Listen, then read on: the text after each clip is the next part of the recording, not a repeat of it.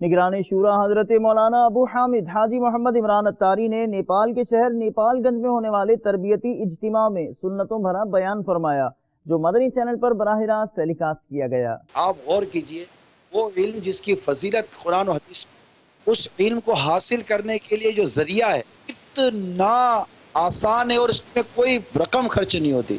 ایک وہ پڑھائی ہے جس کو مطلب کہ پڑھانے کے لیے ماں باپ اپنے آپ کو گروی رکھ دیتے ہیں، ان کا گھر قرضے میں چلا جاتا ہے، ان کا سونا بک جاتا ہے کہ بچہ بڑا ہوگا، پڑھے گا لکھے گا، ڈاکٹر بنے گا، انجینئر بنے گا، تو فلاں بنے گا، تو فلاں بنے گا، بن بھی جاتا ہے بعض اوقات، مگر ماں باپ کے کتنے کام آتا ہے، وہ ماں باپ کی کتنی اس نے خدمت کر لی۔ اور یہ عالم کو قیامت کے روز جب یہ جنت میں جائیں گے تو انہیں روک دیا جائے گا، اور اس لیے روکا جائے گا کہ انہیں یہ مقام اس لیے نہیں دیا گیا کہ یوں جنت میں چلے جائیں، بلکہ یہ دوسروں کے ہاتھ پکڑ کے جنت میں لے جائیں گے، ان کی شفاعت اللہ تبارک و تعالیٰ کی بارگاہ میں قبول کی جائے گی۔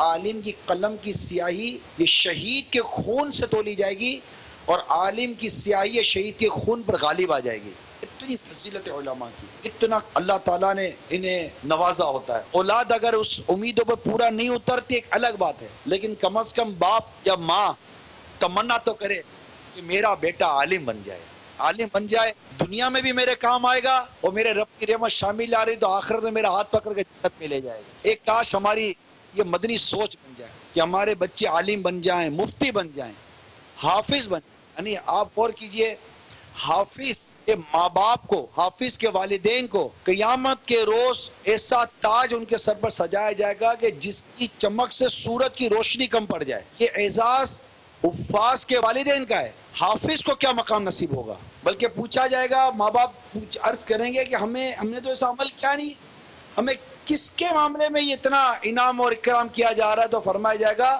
کہ تم نے تمہارے بچے کو قرآن پڑھایا تھا۔ مگر بدقسمتی ہے، جس کو دیکھو اسکول کالج یونیورسٹی، عقیدہ بگڑتا ہے تو کوئی پرواہ نہیں، عمل برباد ہوتا ہے تو کوئی پرواہ نہیں، ذہن خراب ہوتا ہے کوئی پرواہ نہیں، اخلاق برباد ہوتے تو کوئی پرواہ نہیں۔ دعوت اسلامی نے بھی اسکول کھولی ہے، دارالمدینہ، جہاں پڑھے گا تو انشاءاللہ تعالیٰ ایسا پڑھا لکھا ہوگا کہ وہ عالم بھی کہلائے گا انشاءاللہ، اللہ نے چاہا تو حافظ بھی کہلائے گا، اور رب نے چاہا تو دعوت اسلامی کا مبلغ بھی کہلائے گا۔ آج بچہ قرآن نہیں پڑھتا، ماں باپ کو کوئی پرواہ نہیں، نماز نہیں پڑھتا، ماں باپ کو کوئی پرواہ نہیں، اسکول کی ایک دن کی چھٹی ہوگی والد صاحب کا موڈ خراب ہو جائے گا، ٹیوشن کی چھٹی ہوگی والد صاحب کا موڈ خراب ہو جائے گا، بات حرام کے پیسے دیتا ہوں میں، بار سیدھا۔ ارے ابا جان تھوڑا آہستہ ہلکا ہاتھ رکھو، صبح فجر قضا کی تھی تمہارے بیٹے نے، تب تم کو جوش نہیں آیا تھا؟ تمہارے بیٹے نے جا کر فلم دیکھی تھی تب جوش نہیں آیا تھا؟